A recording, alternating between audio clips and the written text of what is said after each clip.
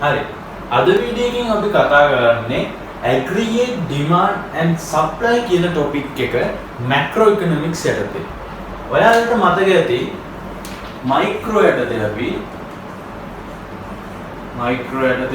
අපි ඉගෙන ගන්නවා මේක D මේක S කියලා අපි ලියලා මේ පැත්තේ price කියලා දානවා මේ පැත්තේ quantity කියලා දානවා QD හරි QS හරි දෙකම දානවා. එතකොට අපි මේක කියනවා මේක supply curve එක මේක demand curve එක කියලා micro economics යටතේ. micro economics යටතේ කතා කරද්දී මෙතනදී අපි සලකලා බලලා තියෙන්නේ එක firm එකක product එක. එක firm එකක product එකකට තියෙන supply එකයි demand එකයි තමයි අපි මේ ප්‍රස්තාරේ පෙන්නලා තියෙන්නේ. හැබැයි අපි මෙතනදී කතා කරන්නේ macro යටතේ. macro කියන එක යටතේ අපි කතා කරන්නේ එක product එකක් නෙමෙයි. අපි මෙතනදී කතා කරන්නේ මුළු ඉකොනොමි එකේම අවසාන product වල demand එකයි supply එකයි කියන්නේ. මුළු රටේම භාණ්ඩ හා සේවා වල ඉල්ලුම හා සැපයීම ගැන තමයි මෙතනදී කතා කරන්නේ. එතකොට demand curve එක නම් යන්නේ කොහොමද aggregate demand curve එක මේ වගේ තමයි යන්නේ. හැබැයි supply curve එක කොහොම නෙමෙයි යන්නේ. supply curve එක යන්නේ මෙන්න මෙහෙම. supply curve එක යන්නේ මෙන්න මේ වගේ. aggregate supply. මෙන්න මේ විදිහට තමයි මුළු ඉකොනොමි එකේම demand එකයි supply එකයි පෙන්නන්නේ. එතකොට මෙතනදී අපි ගත්තොත් මෙන්න මේ විදිහට තමයි aggregate supply එකයි aggregate demand එකයි අපි පෙන්නන්නේ. ඔයාලට හොඳටම වෙනස තේරෙනවා ඇති. මෙතනදී අපි ගත්තේ තනි product එකක්. හැබැයි මෙතනදී ගන්න අපි GDP එකට අපි ගන්න අවසාන සියලුම දේවල් වල වටිනාකම ඇතුළත් කරලා හදන එක තමයි මේක. කියන්නේ අවසන් භාණ්ඩ ඔක්කොගෙම ඉල්ලුමයි සැපයුමයි දාලා තමයි මේ කර්ව් දෙක අපි හදලා දෙන්නේ. එතකොට අපි අද කතා කරන්න යන්නේ මේ macro economics යටතේ කතා කරන්න තියෙන aggregate supply එකයි aggregate demand එක. එහෙනම් අපි මුලින්ම ගිහිල්ලා බලමු aggregate demand කියන්නේ මොකක්ද කියලා. හරි. අපි එතකොට පළවෙනියටම කතා කරමු aggregate demand කියන්නේ මොකක්ද කියන එක. මේක අවබෝධ කරගත්තී ඔයාලා තේරුම් ගන්න ඕනේ මෙතනදී මේ aggregate demand කියන එකෙන් කියන්නේ මුළු ඉකොනොමි එකේම තියෙන අවසන් භාණ්ඩ සියල්ලම සඳහා තියෙන ඉල්ලුම තමයි aggregate demand එක කියන්නේ. ඉකොනොමි එකේ තියෙන සියලුම අවසන් භාණ්ඩ සඳහා තියෙන ඉල්ලුම අපි කියනවා aggregate demand එක කියලා. එහෙම නැත්නම් අපිට මේක කියන්න පුළුවන් අපි සාමාන්‍යයෙන් දන්නවා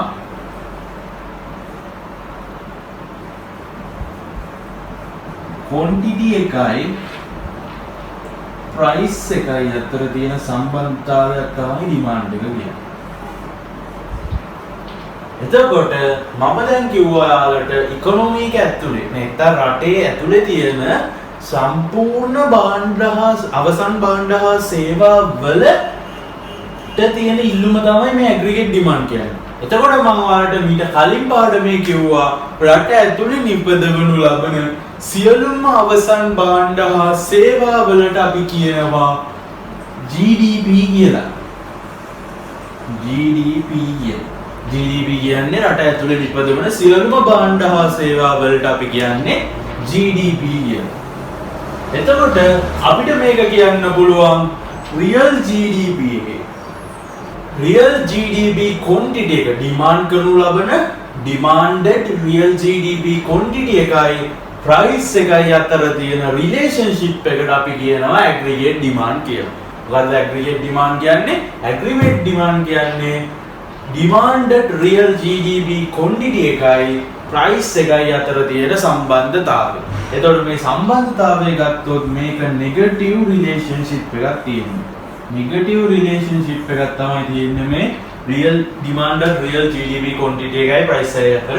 අන්න ඒකට අපි කියන්නේ aggregate demand කියලා. ඒ කියන්නේ demanded real GDP quantity එක වැඩි වෙද්දී මේ price එක වැඩි වෙද්දී මේක අඩු වෙනවා price එක අඩු වෙද්දී මේක වැඩි වෙනවා කියන එක තමයි උතන තියෙන්නේ.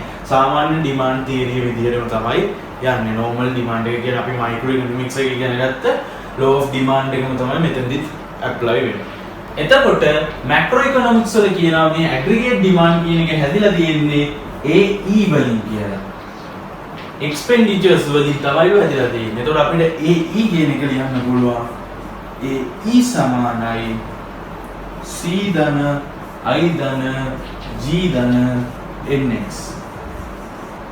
එතකොට ඩිමාන්ඩ් එක හැදිලා තියෙන්නේ මේ ටිකකින් කියලා මැක්‍රෝ ඉකොනොමික්ස් වල කියනවා. එතකොට මේකේ ශ්‍රිතය අපි ලියුවොත් අපිට ලියන්න පුළුවන් මේකේ ශ්‍රිතය මේ AE කියන එක සමානයි y වලට.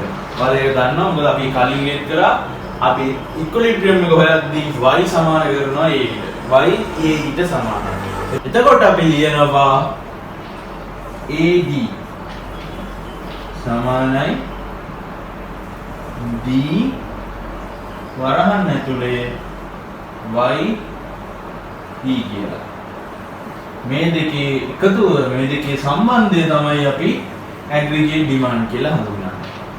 මේක තමයි අපිට ඩිමාන්ඩ් එක ගැන කියලා කතා කරන්න තියෙන්නේ. එතකොට මම මෙතනදි කිව්වා ඩිමාන්ඩ් එක කියන්නේ demanded real GDP quantity එකයි price එක අතර තියෙන සම්බන්ධය කියලා. එහෙම නැත්නම් රටක් තුළ නිපදවනු ලබන අවසන් භාණ්ඩ හා සේවා සියල්ලටම තියෙන ඩිමාන්ඩ් එක අපි හඳුන්වන ඇග්‍රීගේට් ඩිමාන්ඩ් එක කියලා. එතකොට ඒකේ මේ demanded real GDP quantity එකයි price එක අතර තියෙන negative relationship එකක්. ඒ කියන්නේ price එක වැඩි වෙද්දි මේක අඩු වෙනවා, price එක අඩු වෙද්දි මේක වැඩි වෙනවා. එතකොට මෙතන කියනවා aggregate demand එක හැදලා තියෙන්නේ AE ගෙන් expenditures වල එකතුයි. එතකොට AE කියන්නේ C ධන I ධන G ධන NX. මේ ටික එකතුවෙන් තමයි demand එක හැදලා තියෙන්නේ කියලා කියනවා. එතකොට මේ ටික සමාන වෙනවා y ට. මොකද AE සමානයි y. කියන්නේ expenditure එකයි income එකයි circular flow diagram එකේ අපි හන්දත් සමාන වෙන හින්දා මොකද අපි එතනදි කියනවා හැම වියදමක්ම ආදායමක් බවට පත් වෙන අනිත් පාර්ශ්වය. ඒ හින්දා AE සමානයි y වලට. එතකොට මේ ටික සමානයි y වලට. එතකොට අපි සූත්‍රය ලියනවා demand එක කියන්නේ y එකයි p එකයි අතර තියෙන සම්බන්ධය කියලා. ඒ ටික තමයි අපිට aggregate demand එක ගැන කතා කරන්න තියෙන්නේ. අපි ඊළඟට කතා කරමු මෙන්න මේ negative relationship එකක්. එහෙම නැත්නම් මෙතන අපේ demand curve එක downward slope එකකින් යුක්ත වෙන්නේ ඇයි කියලා. aggregate demand එක ගැන කතා කරද්දී අපි කිව්වා aggregate demand එක හැදිලා තියෙන්නේ C ධන I ධන G ධන NX වලින් කියලා. එතකොට මේකේ G කියන එක ගත්තාම අපි සලකනවා මේක government policies වලින් fix කියලා. ඒක කොහොම වුණත් fix එක government policy එකට අනුව වෙන්නේ කියලා. එතකොට ඒකේ බලපෑම අපි ගන්නෙ නැතුව අපි කතා කරොත් C I NX කියන තුන ගැන මෙතනදී price එකේ සිදුවෙන වෙනස්කම් මත මේවා effect තුනක් ඇති කරනවා. එන්නේ effect තුන මත පදනම් වෙලා price එකයි demanded real GDP quantity එකයි අතර negative relationship එකක්. එහෙම නැත්නම් demand curve එකේ downward slope එකක් ඇති වෙනවා කියලා කියනවා. මේ effect තුنين මේ පළවෙනි C නිසා වෙන effect එක ගත්තොත් ඒක අපි හඳුන්වනවා wealth effect කියලා. wealth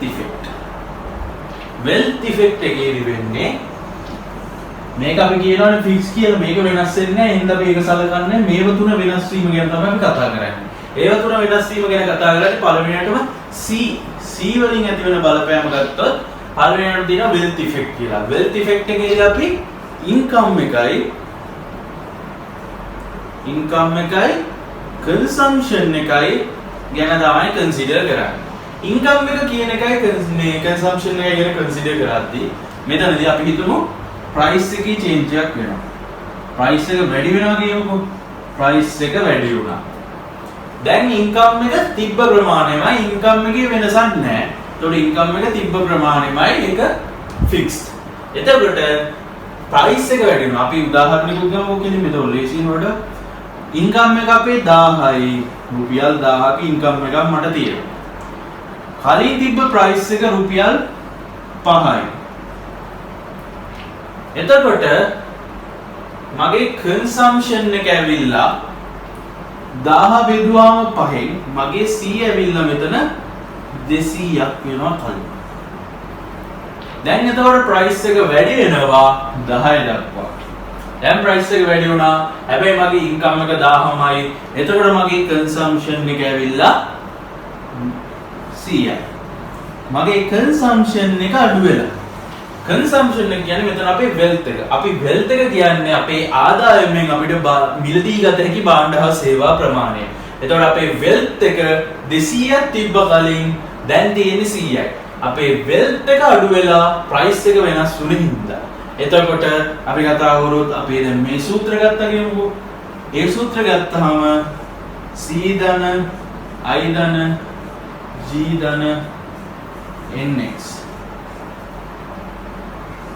C අඩු වුණා. C අඩු වෙච්ච ගමන් y අඩු වෙනවා. ඒ කියන්නේ aggregate demand එකක් අඩු වෙනවා. මොකද මේ aggregate demand එක හැදිලා තියෙන්නේ මේ ටිකෙන් නම් අපිට y කියන්නේ aggregate demand කියලා එතනට ඕනනම් දාගන්න පුළුවන්. එතකොට මෙතන c අඩු වුණ ගමන් අපේ aggregate demand එක අඩු වෙලා තියෙනවා මේ price එක වැඩි වෙච්ච හින්දා. price එක වැඩි වීම නිසා මගේ aggregate demand එක අඩු වෙලා තියෙනවා. මගේ රටේ aggregate demand එක අඩු වෙලා තියෙනවා. එතකොට ඔය අනිත් පැත්තට හිතන්න පුළුවන් කලින් 10ට තිබිලා දැන් 5 වුණා නම් කලින් මගේ wealth එක 100යි දැන් මගේ wealth එක 200යි. එතකොට මගේ consumption එක වැඩි වෙලා තියෙනවා. මේකේ consumption එක මෙතන වැඩි වුණ ගමන් aggregate demand එකක් වැඩි වෙන්න ගන්නවා. ඒ තමයි wealth effect එක. එතකොට අපි කතා කරොත් ඊළඟ effect එක විදිහට investment වලින් ඇති කරන මේ effect එක ගත්තොත් ඒකට අපි හඳුන්වන්නේ interest rate effect කියලා. interest rate effect කියලා. එතකොට මෙතනදී වෙන්නේ price එකේ අඩු අපි ගමු price එක අඩු වෙනවා කියලා. price එක අඩු වුණාම ඒ price එකේ අඩු වීම නිසා අපේ අය කරනු ලබන interest rate එක බැංකු වලින් අපෙන් investment එකකට අය කරන interest rate එකත් අඩු වෙනවා. price එක අඩු වුණා interest rate එකත් අඩු වුණා. එතකොට අපි මොකද කරන්නේ? interest rate එක අඩු නම් අපේ investment වැඩි කරනවා. price එක අඩු වුණා interest rate එක අඩු වුණ හින්දා අපි අපේ investment වැඩි කරා. investment වැඩි වෙනකොට මෙතන වගේම මෙතන C වලට බලපෑමක් නැහැ. මෙතන I වැඩි වෙනවා. I වැඩි වුණා කියන්නේ මේක වැඩි වෙනවා. එතකොට මේ අනිත් පැත්තට වෙන්නත් පුළුවන්. P වැඩි වුණොත් interest rate එකත් වැඩි කරනවා යාලා. එතකොට අපි ගන්න invest ප්‍රමාණය අඩු වෙනවා. invest ප්‍රමාණය අඩු වෙච්ච ගමන් මෙතන අඩු වෙනවා. demand එක අඩු වෙනවා. එතකොට මෙතනද negative relationship එක පෙන්නුණා. මෙතන negative relationship එක පෙන්නුණා. ඊළඟට අපි බලමු nx වල බලපෑම කොහොමද කියලා. nx වලින් වෙන බලපෑම අපි හඳුන්වනවා exchange rate effect කියලා. මෙතනදී වෙන්නේ ශ්‍රී ලංකාව කියන රට ඇතුලේ price rate එක වැඩි වෙනවා. ලංකාව ඇතුලේ price එක වැඩි නම් අපි මොකද කරන්නේ? පිට රටින් ගෙන්නන්න උත්සාහ කරනවා පුළුවන් තරම්. එතකොට අපි import කරන ප්‍රමාණය වැඩි වෙනවා. export කරන ප්‍රමාණය අඩු වෙනවා. මොකද පිට රට අය ලංකාවේ දේවල් ඉල්ලන එක අඩු කරාම අපිට පිට රටට යවන්න බැරි වෙනවා. මොකද අපේ ලංකාවේ price එක වැඩි, පිට රට price එක අඩු. එතකොට අපේ price rate එක ගත්තොත් price rate එක අඩු වුණොත් එතකොට මොකද වෙන්නේ? අපේ ලංකාවේ ඇතුලේ price rate එක අඩුයි, පිට රටේ ඒවා වැඩි. එතකොට අපි import කරන එක අඩු කරනවා. අපි පිට රටින් ගෙන්නන එක අඩු කරනවා. මොකද පිට රටට වඩා ලංකාවේ ලාභයි. හැබැයි ඒකේ අනිත් පැත්තට ගත්තාම අපේ ගාන අඩුයි, පිට රට ගාන වැඩිනේ. එතකොට පිට රට අය මොකද කරන්නේ? අපෙන් පුළුවන් තරම් ගෙන්නන්න බලනවා. එතකොට අපේ export වැඩි වෙනවා. එතකොට මේ විදිහේ බලපෑමිනුත් අර වගේම negative relationship එකක් තමයි ඇති වෙන්නේ. අපි ගත්තොත් C ධන I ධන G ධන x ඍණ m කියලා. මෙතනදී m වැඩි වුණා, x අඩු වුණා. එතකොට මොකද වෙන්නේ? අපි හිතමු කලින් x තිබ්බේ අපි හිතමු 10යි කියලා. ඒ කලින් m තිබ්බේ 5යි. එතකොට 10 ඍණ 5 උතන තියෙනවා. එතකොට දැන් x අඩු වෙනවා. x අඩු වෙනකොට අපි හිතමු x 5ක් වෙනවා. m ඇවිල්ලා m වැඩි වෙලා තියෙන්නේ. m වැඩි වෙලා m 6ක් වෙනවා. එතකොට කලින් තිබ්බේ කොහොමද? කලින් තිබ්බේ මෙතන NX වලගේ ඇවිල්ලා 5යි. net export වලගේ 5යි. එතකොට මෙතන ඇවිල්ලා තියෙන්නේ දැන් ඍණ එක.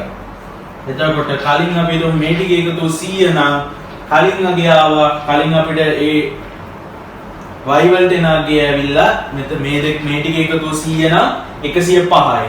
හැබැයි දැන් මෙතන තියෙන්නේ ඍණ එකක්. එතකොට 100න් ඍණ එක ගියාම 99ක් බවට පත් වෙනවා. කලින් අපේ එතකොට y එන්නේ 100යි මේ විදිහට. දැන් එන්නේ y විදිහට 99. සෝරි වෙන 105ක් එන්නේ. කලින් y අපි හදුවොත් එන්නේ 105යි. දැන් y එන්නේ 99. එතකොට ඔයාලට පේනවා මෙතන y කියන එක අඩු වෙලා තියෙනවා. y අඩු වුණා කියන්නේ ඩිමාන්ඩ් එකට වෙන්නේත් ඔය දෙයමයි. එතකොට මේ ප්‍රයිස් එක වැඩි වුණ හින්දා m වැඩි වුණා, x අඩු වුණා. අන්තිමට ඩිමාන්ඩ් එකත් AD වලට වෙලා තියෙන්නේ අඩු වෙනවා. අන්න ඒ දෙයම තමයි මෙතනදි වෙන්නේ. මෙතනදී AD ඇවිල්ලා වැඩි වෙනවා. අන්න ඔය ඉෆෙක්ට් තුනේ බලපෑම නිසා demand real GDP quantity එකයි price එකයි අතර negative relationship එකක් ඇති වෙනවා. එහෙම නැත්නම් demand curve එක ගත්තාම ඒකේ downward slope එකක් ඇති වෙනවා. ඔන්න ඔය කියන ඉෆෙක්ට් තුන නිසා. ඉෆෙක්ට් තුන වලට මතක ඇති C නිසා ඇති වුණා පළවෙනියටම wealth effect එක, I නිසා ඇති වුණා interest rate effect එක, NX නිසා ඇති වුණා exchange rate effect එක, G කියන එක fix විදියට තියෙනවා. ඒ හින්දා අපි ඒක ගන්නෙ නෑ. මොකද government policies වලින් ඒකේ හින්දා අපි assume කරන ඒක fix කියලා. අනිත් ඒවල සිදුවෙන වෙනස්කම් නිසා තමයි මේ negative relationship එක මේ විදියට ඇති වෙන්නේ. අපි ඊළඟට ගිහිල්ලා බලමු අපිට මොනවද කතා කරන්න තියෙන්නේ කියලා. ඊළඟට අපිට කතා කරන්න තියෙන්නේ AD වල aggregate demand එකේ වෙනස්කම් නිසා සිදුවෙන movements ගැන. මේව අපි මයික්‍රෝ ඉකොනොමික්ස් වලත් ඉගෙන ගත්ත demand එක නිසා මේ movements දෙකක් වෙනවා දෙවිදිහකට කියලා. අන්න ඒ වගේම මැක්‍රෝ වලත් aggregate demand එක ගත්තාම movements දෙකක් ඇති වෙනවා. පළවෙනි එක තමයි up and down. up and down movement එකක්. එහෙම නැත්නම් shift එකක්.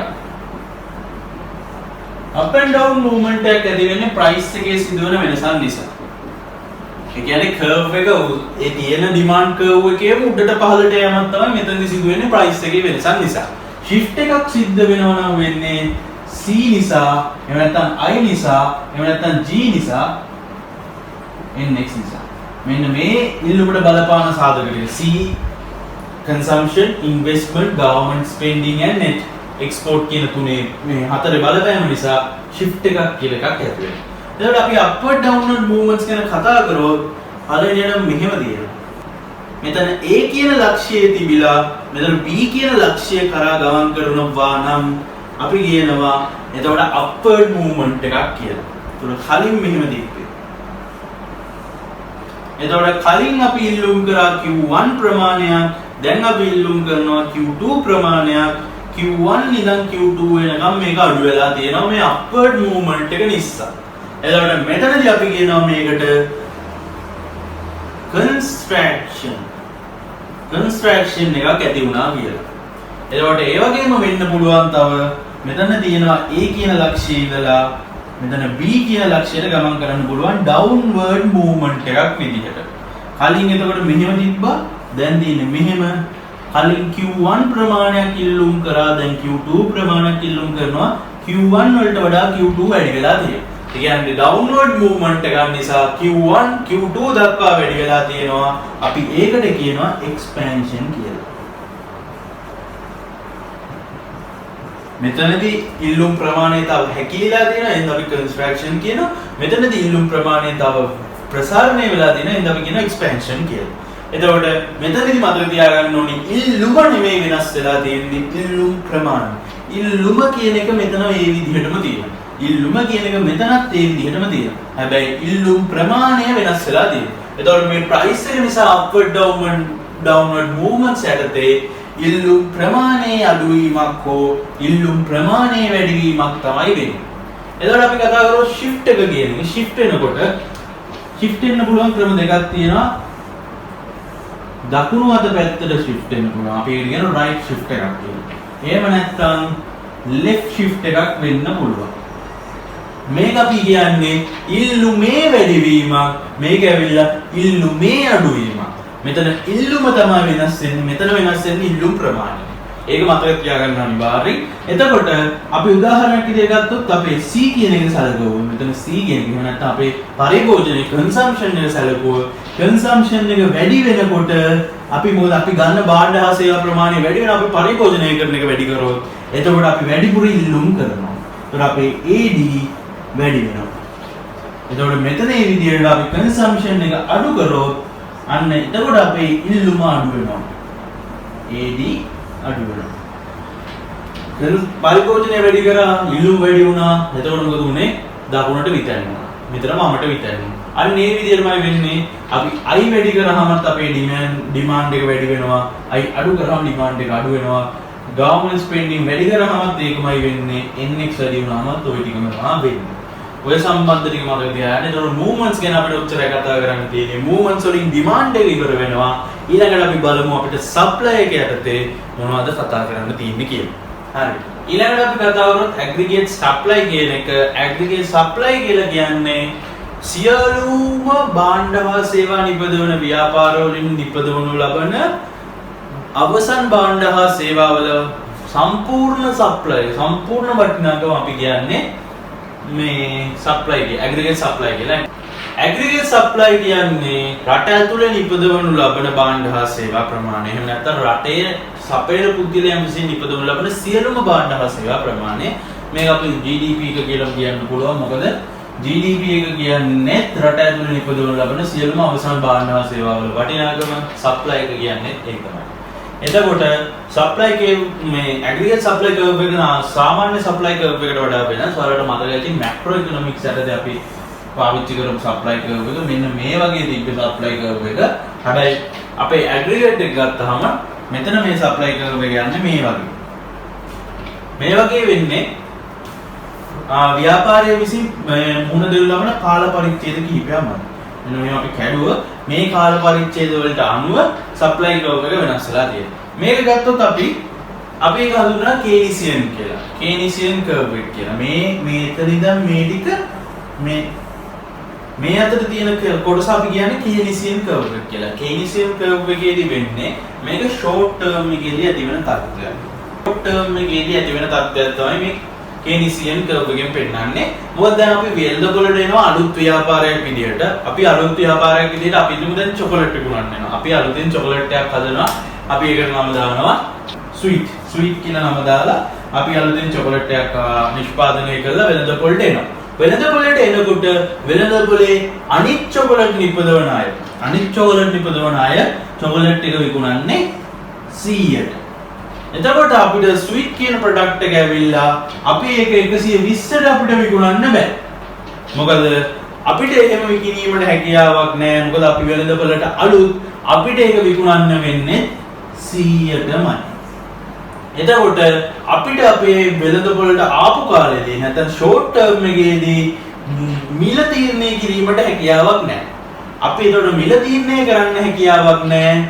හැබැයි අපිට තීරණය කරන්න පුළුවන් අපේ ප්‍රමාණය කොච්චරක්ද කියලා. මිල තීරණය කරන්න බෑ. මෙතන තියෙනවා price stickiness කියලා එකක්. වෙළඳපොළෙන් දෙනු ලබන price එක seller ට බාර ගන්න වෙනවා එතනදී. price stickiness එක තිබ්බට මෙතන තියෙන්නේ unemployment එක. short term එකේදී unemployment එකක් තියෙනවා. මෙතකොට මෙයාට ඇතිතරම් සේවකයෝ ඉන්නවා ගන්න. ඒ හින්දා මෙයා මොකද කරන්නේ? ඒ price එක වෙනස් නොකර ප්‍රමාණය වෙනස් කරනවා සේවකයෝ ගාගෙන. එතකොට ඊළඟ කොටසට අපි කියන්නේ මෙන්න මෙතනට එනකම් intermediate curve එක. intermediate curve එකේදී වෙන්නේ මේ තත්ත්වය ඉඳන් මේ තත්ත්වයට වෙනස් වීමක්. කියන්නේ අපි අලුත් තත්ත්වය ඉඳන් matured තත්ත්වයට වෙනස් වීමක් තමයි intermediate එකේදී වෙන්නේ. මේක mid term කියලා අපි කියනවා. medium term එකේදී වෙන දෙයක්. ඊළඟට අපි කතා කරොත් මේ C කොටස. ඒ කියන්නේ මෙතනින් පස්සේ ටික ඒක ඇවිල්ලා classical curve කියලා අපි කියනවා. classical curve එකේදී අපිට කියන්න පුළුවන් මේක long term එකේදී වෙන දෙයක්. long term එකේදී දැන් අපි ගොඩක් පරණ ව්‍යාපාරයක් එතකොට අපිට තියෙනවා එතනදී අධිකාරී බලයක් වගේ එකක්. ඒකාධිපතිත්වයක්. පොඩි ඒකාධිපතිත්වයක් ගොඩනැගිලා තියෙනවා. අපිට එතකොට මෙතනද අපිට දැන් මෙතන සම්පූර්ණයෙන්ම එම්ප්ලොයිඩ් කට් හැම දෙයක්ම එම්ප්ලොයිඩ් කරලා තියෙනවා. අන්එම්ප්ලොයිමන්ට් එකක් නැහැ. ඔක්කොම එම්ප්ලොයිඩ්. ඒ හින්දා මෙයාට තව දුරටත් මෙතන ප්‍රමාණය වෙනස් කිරීමේ හැකියාවක් නැහැ. මොකද තව දුරටත් එයාට සේවකයෝ නැහැ එම්ප්ලොයි කරන්න. එහෙනම් මෙතනින් එහාට එයා නිපදවන්න බෑ. හැබැයි මෙයාට ඒකාධිපතිත්වයක් තියෙන නිසා එයා ඒ ප්‍රමාණයෙන්ම පවත්ත ගන්නවා. ප්‍රමාණය වෙනස් කරන්නේ ඒ ප්‍රමාණයම පවත්ත ගන්නවා. නමුත් එයා මිල වෙනස් කරනවා එයාට ඕන විදිහට. එයාට ඒකාධිපතිත්වයක් තියෙන හින්දා. එතකොට එයා කරන්නේ මෙතනදී මිල වෙනස් කරලා ආදායම හදා ගන්නවා. ප්‍රමාණය එතරම් තියෙනවා. ක්ලාසිකල් කර්ව් එකේදී එක වෙන්නේ. මෙහෙම තමයි ඇග්‍රීගේට් සප්ලයි කර්ව් එක හැදලා තියෙන්නේ. ඒතකොට මම මෙතනදී කිව්වා පළවෙනි කොටසට කේනිසියන් කර්ව් එක කියලා. කේනිසියන් කර්ව් එකේදී වෙන්නේ මොකද්ද? ඒක ෂෝට් ටර්ම් එකේදී ඇති වෙන්නේ අපි අලුතෙන් ව්‍යාපාරයට එද්දී වෙළඳපොලේ තියෙන වටිනාකම අපිට බාර ගන්න වෙනවා. අපිට මිල පාලනය කිරීමට බලයක් නැහැ. ඒ හින්දා අපි තියෙන ප්‍රයිස් එකට නමුත් අන්එම්ප්ලොයිමන්ට් එකක් තියෙන්නේ. අපි දිගටම අපේ එම්ප්ලොයිස්ලා අරගෙන අපේ ප්‍රමාණය වැඩි කරගෙන යනවා.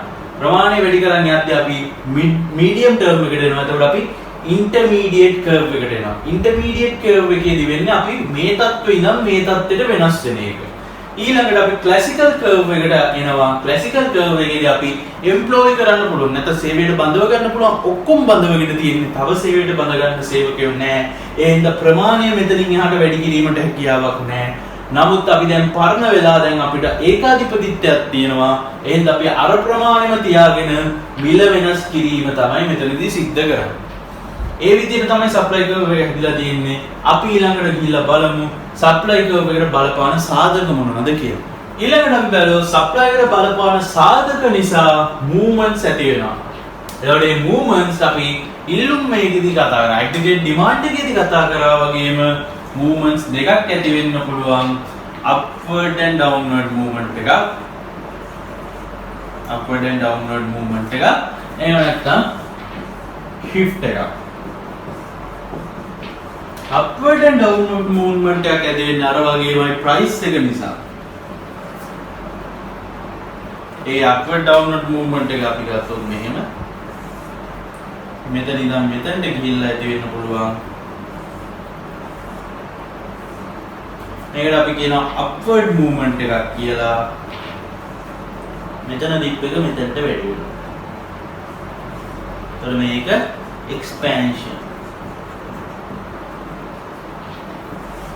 ඊළඟට ඔය වගේම තියෙනවා මේක මෙතන ඉඳන් මෙතනට මෙහෙම එනවා.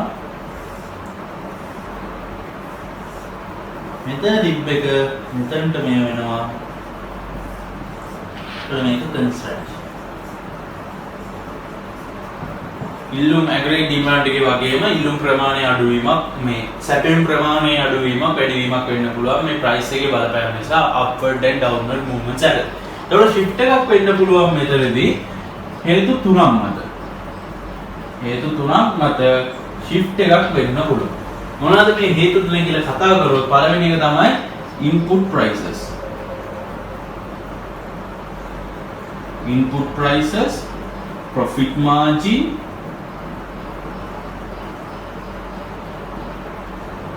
productivity. මෙන්න මේ කරුණු තුන නිසා shift එකක් වෙන්න පුළුවන්. පළවෙනි එක කතා කරොත් අපි භාණ්ඩ හා සේවා නිපදවද්දී අපි යොදා ගන්න අමුද්‍රව්‍ය වල මුදල් වැඩි වුණා. අපි හිතමු අපි කලින් 50ක අමුද්‍රව්‍ය ගේනවා. 50ක අමුද්‍රව්‍ය ගෙනල්ලා ඒකට 50ක ලාභයක්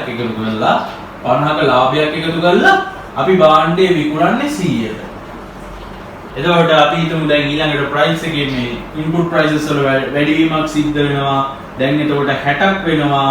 නමුත් අපිට profit එක වැඩි කිරීමේ හැකියාවක්, මිල වැඩි කිරීමේ හැකියාවක් නැහැ. එතකොට අපි profit එක අඩු කරනවා 40කට. එතකොට මොකද 100ට විකුණන්නේ. එතකොට දැන් අපි profit එක කලින්ට වඩා අඩු වෙලා. එතකොට අපි මොකද වෙන්නේ? අපි demotivate වෙනවා. demotivate වෙච්ච ගමන් අපි මොකද සැපයුම අඩු කරලා දානවා. සැපයුම අඩු කරන්නේ කොහොමද අපි?